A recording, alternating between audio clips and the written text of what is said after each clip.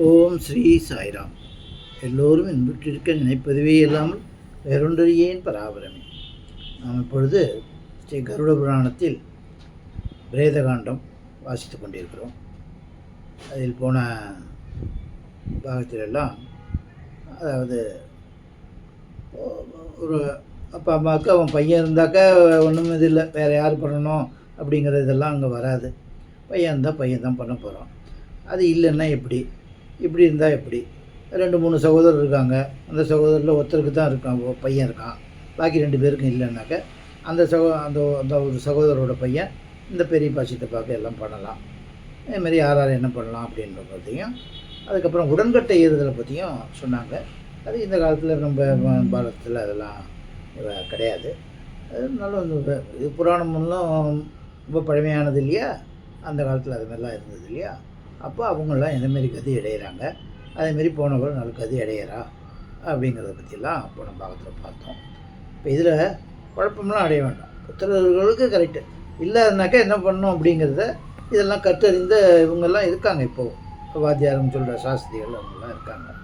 நாங்கள் இதேமாரி தான், எனக்கு இதுமாரி பிள்ளை இல்லை, எனக்கு இது இல்லை, பையனுக்கு இது இருக்குது, பொண்ணுக்கு இது இருக்குது அப்படின்னு சொன்னாக்கா அவங்க இதெல்லாம் கற்று அறிந்து வச்சுருக்கவங்க. அதனால் எதுவும் கிளேசப்பட வேண்டாம், எதுவும் இதுப்படவே வேண்டாம். அவங்கள கேட்டால் அவங்களே சொல்லிவிடுவாங்க எல்லாம் எப்படி பண்ணணும், யார் பண்ணணும், என்ன பண்ணணும் அப்படின்னு. அதனால் ரொம்ப இதெல்லாம் கேட்டு ரொம்ப மன உளைச்சலோ எதுவும் அடைய தேவையில்லை. மேற்கொண்டு தாய் தந்தை மகன் மக்கள் பேரன் அண்ணன் தம்பி முதலியோரையும் மற்றுமுள்ள சுற்றத்தாரையும் மனை முதலிய பொருள்களையும் உயிரையும் துறந்து தன் கணவனையே தெய்வம் என்று உறுதியாக கருதி அவனை பிரிந்து வாழக்கூடாது என்று அகமுடையானோடு, அதாவது கணவனோடு உயிர் துறக்கும் உத்தமிக்கு ஒப்பானவர் உலகில் யாரும் இல்லை. பகவானே சொல்கிறார்.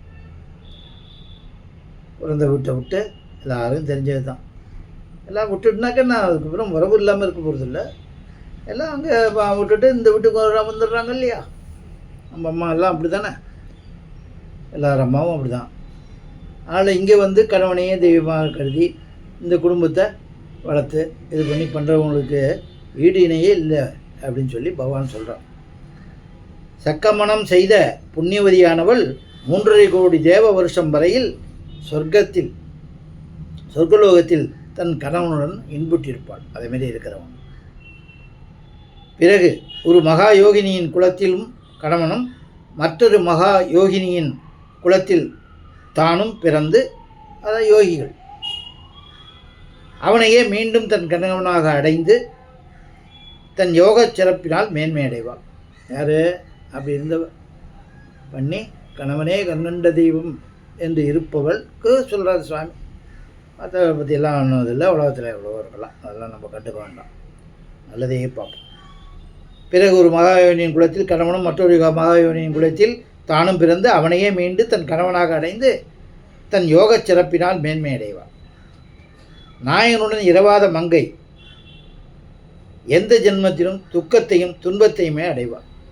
அதேமாரி கணவனோட இல்லாதவள் பிறனுக்கு உடன்பட்டு அவன் விருப்பப்படியே நடந்து கணவனை தவிர அவன் ஏவலால் தன் கணவனை இகழ்ந்து பிறந்த குலத்துக்கும் தோஷம் உண்டாக்கும் பெண் பேயானவள் என்றுமே மீளாத நரகத்தை அடைவாள். கணவன் நல்லவனாயினும் கெட்டவனாயினும் அறிஞனாயினும் அறிவிலியாயினும் அவன் உயிரோடு இருக்கும் போதும் அவன் இறந்த பிறகும் கணவனையே தெய்வம் என்று பக்தி செய்து கற்பு ஒழுக்கத்தில் நிலைநிற்பவளே உத்தமியாவாள். கொண்ட கணவனை மதிக்காமல் அலட்சியம் செய்து தன் இஷ்டம்போல் அலைபவள் சீச்சி இவளும் ஒரு பெண்ணா என்று பலராலும் ஏசப்பட்டு மறுஜென்மத்தில் ஒரு பரம துஷ்டனை கணவனாக அடைந்து அவனால் அடுத்தடுத்து கண்டிக்கப்பட்டும் தண்டிக்கப்பட்டும் வருந்தி மிகவும் துன்பமடைவாள். கணவன் தெய்வ வழிபாடு அதீதி ஆராதனை விரதானுஷ்டானம் முதலீட்டை செய்வானாகில் அவன் மனைவியும் அவனுக்கு அனுகூலமாக யாவையும் செய்ய வேண்டும். கணவன் இதெல்லாம் இன்ட்ரெஸ்டாக இதேமாரி பயபக்தியோடு வழிபாடு அதெல்லாம் பண்ணால் கணவன் அவளுக்கு ஒத்துழைக்கணும், மனைவி அவளுக்கு ஒத்துழைக்கணும். அதே மாதிரி தான் அவளுக்கும் அவன் ஒத்துழைக்கணும். அவன் மனைவியும் அவனுக்கு அனுகூலமாக யாவையும் செய்ய வேண்டும். அது இப்படி ஒரு சைடு சொல்லக்கூடாது இல்லையா? 2 பேர் தான். இல்லை நீ எது நான் பண்ண மாட்டேன் இப்படி இப்படின்னு சொல்லக்கூடாது. அவன் இருந்தால் அவளுக்கு ஒத்தாசை பண்ணணும், அவன் இருந்தால் அவனுக்கு ஒத்தாசை பண்ணணும். பிராமண குலத்தாருக்கு எப்படி 4வது வருணத்தால் ஏவல் செய்வதே அவருடைய குலத்திற்குரிய தர்மமாகுமோ, அதுபோலவே கணவனுக்கு பணி செய்வதே தர்ம பத்தினியின் தர்மமாகும். அதனால தான் தர்ம பத்தினின்னு பேர். கணவன் தர்மம் செஞ்சால் அது பக்கபலமாக இருக்கணும். கணவன் தர்மத்தை விட்டு விலகினால் தர்மத்தை சொல்லி கொடுத்து இந்த வழி கொண்டு வரணும். அதனால் அவள் தர்மபத்தினி. தர்மபத்தினின்னு தான் பேர் மனைவி. அப்படிதான் இருந்தாங்க அந்த காலத்தில். இந்த தர்மம் எல்லா சாதியாருக்கும் பொதுவாகும், எல்லாருக்கும் தான். கணவனே தெய்வம் என்று எண்ணி நடப்பவள் இறந்த பிறகு உயர்ந்த குலத்தில் பிறந்து உத்தமனான ஒருவனை தனது கணவனாக அடைந்து நல்ல மக்களை பெற்று குலவிருத்தி செய்து தன்னை பெற்ற தந்தைக்கும் மணந்த கணவனுக்கும் புகழை உண்டாக்கி சுமங்கலியாகவே மரித்து உத்தம லோகத்தை அடைவாள். ஓ காசிபபுத்திரனே, இறந்தவன் இறந்த பிறகும் துன்பப்படாமல் இன்பமடையும் பொருட்டு இன்னும் ஒரு விஷயத்தையும் சொல்லுகிறேன் கேட்பாயாக. எது போனவன் துன்பப்படாமல் இங்கே தான் 1008 பண்ணிட்டான், அங்கே போய் துன்பப்படாமல் இருக்கிறதுக்கு என்ன பண்ணுங்கிறத சுவாமி சொல்கிறார். 12ஆம் நாள் சாஸ்திர விதைப்படி சவிண்டீகரணம் செய்து 1 வருஷம் வரையிலும் நித்திய சார்த்தம் செய்ய வேண்டும். எவனை குறித்து நித்திய சார்த்தம் செய்யப்படுகிறதோ அவன் மட்டுமின்றி அந்த சார்த்தத்தை செய்பவனும் நன்மைகளை அடைவான். அந்த மாதிரி எல்லாம் விட்டுறக்கூடாதுப்பா அப்படின்னு சொல்லணும்.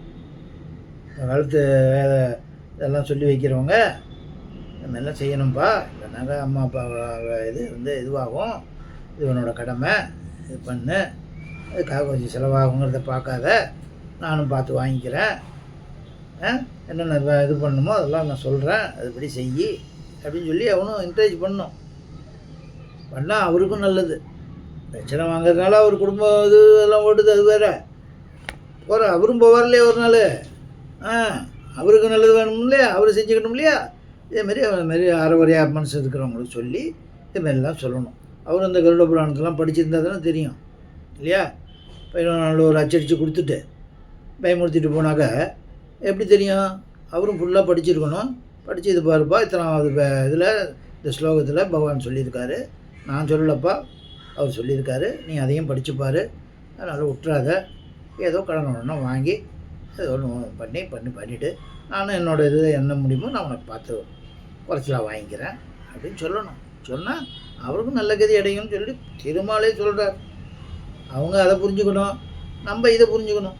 நம்ம தட்டி கழிக்கக்கூடாது, அவங்க நம்மளை என்கரேஜ் பண்ண வைக்கணும். அதுதான். கருடன் பரமபதியை தொழுது வணங்கி, பரமபுருஷா, இதற்கு முன்பு பிரேத ஜென்மத்தை பற்றி சொன்னீர்கள் அல்லவா? அத்தகைய பிரேத ஜென்மம் அடைந்தவனை குறித்த சரித்திரம் ஏதாவது உள்ளதா? அத்தகைய சரித்திரம் இருந்தால் அதை சொல்லி அருள வேண்டும். எல்லாருக்கும் ஒரு கதை கேட்க ஆசை தானே, நம்மளை மாதிரி கருடருக்கும் ஆசை தான். அதனால் ஏதாவது ஒரு ஏன் அப்படின்னா, இது ஒரு இதுக்காக நான் சொல்கிறேன்.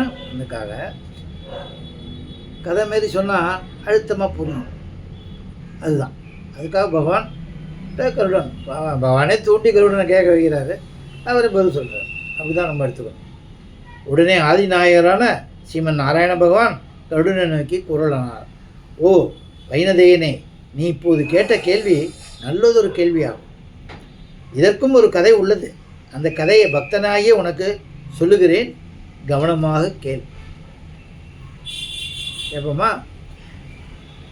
அடுத்த பாகத்தில் கேட்போம். ஓம் ஜெய் சாய்ராம்.